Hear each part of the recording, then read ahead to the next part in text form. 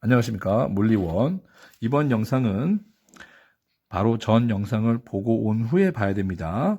이번 주제는 탄성력만 받아 운동하는 물체의 역학적 에너지인데요. 지난 시간에는 중력만 받은 것 같고 생각을 했는데 이번에는 탄성력만 받고 생각하는 겁니다. 그러면 중력을 무시하기 위해서는 수직이 아니라 수평으로 되어 있는 경우를 가정해서 설명을 해 드리겠습니다. 자, 수평으로 되어 있는 용수철 보이시죠? 이 용수철이 처음에 평형 상태가 처음 길이가 요거였는데 x2, x1 최고의 길이 a의 길이까지 늘려놓고 여기서 시작하겠습니다. 자, 아까 중력에서는 어떻게 시작될까요? 중력 포텐셜 에너지는 가장 높은 곳 H0에서 가만히 잡았다가 떨어뜨렸죠. 중력이 작용하는 겁니다. 자, 이것도 똑같습니다. 이렇게 생각하면 가장 높은 곳에서 잡아서 떨어진다고 생각하시면 됩니다. 그런데 얘는 옆으로 힘을 받아서 떨어지는 거니까 처음에 이게 그렇게 비교하게 되면 그렇게 할 수도 있는 겁니다. 자, 이제 점점점 오른쪽으로 노는 순간 x1, x2 처음 위치로 돌아갈 겁니다. 그때 점점점 속력이 빨라지는 거 보이시죠? 속력이 빨라집니다. 하지만 힘은 일정하지 않습니다. 힘이 여기가 가장 세고 갈수록 힘이 줄어들죠. 자, 이러한 상황인 경우를 바로 우리는 탄성력이 작용하는 경우인데 더 자세히 알아보겠습니다. 자, 제목을 보시면 역학적 에너지는 포텐셜 에너지 더하기 운동 에너지인데 이때 포텐셜 에너지는 탄성 포텐셜 에너지입니다. 자, 다시 아까 말했죠. 이 상황에서 공기 저항이 없고 용수철 상수는 K이고 질량이 M이고 A만큼 당기는 놓은다. 자, 처음 V0가 0라는 겁니다.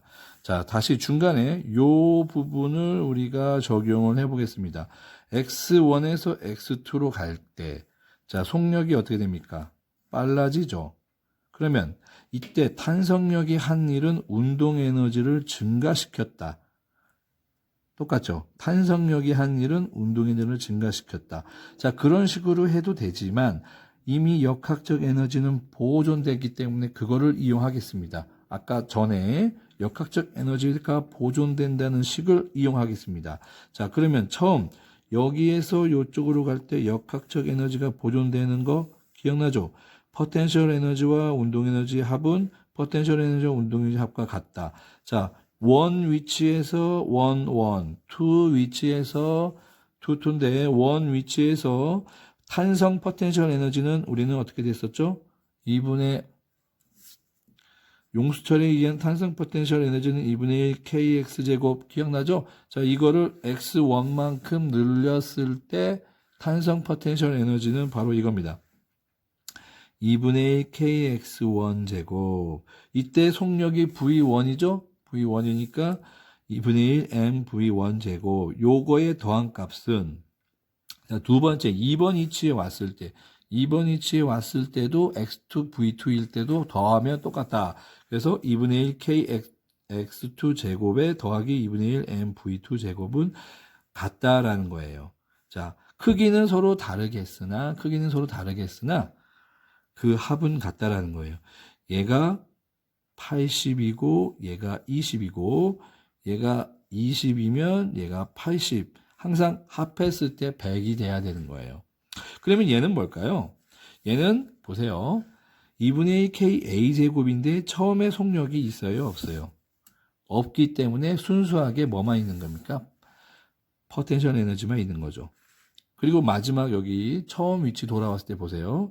자, 늘어난 길이가 없으니까 탄성 포텐셜 에너지는 없지만 가장 빠르기 때문에 운동 에너지만 있죠. 그래서 여기 보면 운동 에너지가 있습니다.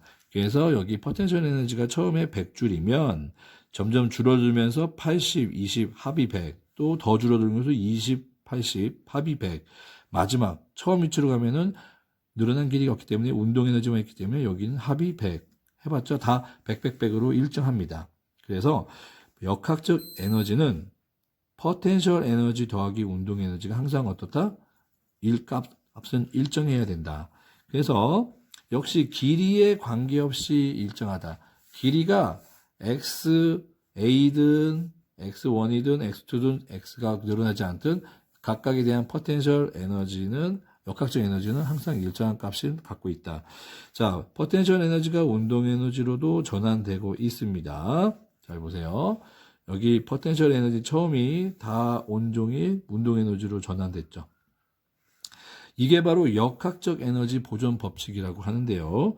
역학적 에너지 보존 법칙은 바로 다시 말하지만 포텐셜 에너지와 운동 에너지의 합은 항상 역학적 에너지는 보존된다. 일정한 값을 갖기 때문에 그걸 말하는 거고요.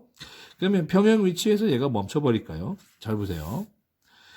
여기서 가만히 놓으면 점점 줄어들다가 여기서 최고 속도가 됩니다. 그러면 마찰과 공기 저항이 없기 때문에 요때의 운동 에너지는 다시 압축을 해서 이만큼 압축을 해서 A만큼 다시 여기에 포텐셜 에너지를 저장합니다. 그리고 다시 처음으로 오면 다시 이만큼 가고 계속 왔다 갔다 무슨 운동을 하죠? 진동 운동을 합니다. 마찰과 공기 저항이 없으면 계속 마찰과 공기 저항이 있으면 나중엔 가다가 멈추겠죠. 하지만 마찰과 공기 저항이 없다는 가정하에서 처음 여기서 출발하면 이쪽으로 가고 다시 압축되면서 처음 늘린 만큼 다시 압축이 돼서 이쪽으로 오고 다시 여기 속도가 제로가 되면 다시 이쪽으로 작용해서 이쪽으로 오고 이렇게 이러한 평형 위치에서 다시 A만큼 압축하는 계속 왕복을 하는 이거를 용수철 진자라고 합니다. 용수철 진자 왕복 운동하는 거. 자, 단진자 기억나시죠? 얘는 용수철 진자라고 합니다. 자, 이렇게 여기서는 역학적 에너지가 포텐셜 에너지 더하기 운동 에너지인데 이때의 포텐셜 에너지는 탄성력이기 때문에 탄성 포텐셜 에너지였고요. 지난 시간에 보았던 우리 바로 전 영상은 역학적 에너지도 포텐셜 에너지 더하기 운동 에너지인데 이때 포텐셜 에너지는 중력만 작용하기 때문에 중력 포텐셜 에너지가 되는 겁니다. 각각 문제에서 중력이 작용하는지 탄성력이 작용하는지에 따라서 그 값은 다를 겁니다. 중력이 작용하는 포텐셜 에너지는 역학적 에너지는 mgh 플러스 2분의 1 mv 제곱이 일정한 거고요. 다시 중력 포텐셜 에너지 역학적 에너지 중 중력이 작용하면은 그때 중력 포텐셜 에너지 값이 mgh고 더하기 운동 에너지 값이니까 이 식을 사용하는 거고요. 만약에 요처럼 탄성력이 작용하는 탄성 포텐셜 에너지의 역학적 에너지는 쭉 내려와서 2분의 1 kx 제곱 플러스 2분의 1 mv 제곱이 일정하다라는 다시 이 역학적 에너지 같은 경우에는 탄성력만 작용하니까 탄성 포텐셜 에너지 더하기 운동 에너지죠. 그럼 이럴 때는 이 공식을 사용하는 거예요. 탄성력에 의한 포텐셜 에너지는 2분의 2 kx제곱 플러스 운동 에너지는 2분의 1 mv제곱. 자, 여러분들 각 문제의 상황에 따라서 중력 포텐셜 에너지일 때는 요걸 쓰고 탄성 포텐셜 에너지 때는 이거를 쓰면 되는 겁니다. 각각의 합은 다 같다라는 거예요. 자, 여기까지 보겠습니다. 다음 시간에는 우리가 역학적 에너지가 보존되지 않는 운동이 있습니다. 역학적 에너지가 보존되지 않는 것은 마찰과 저항이 있다라는 거예요. 다음 영상에서 확인해 보겠습니다.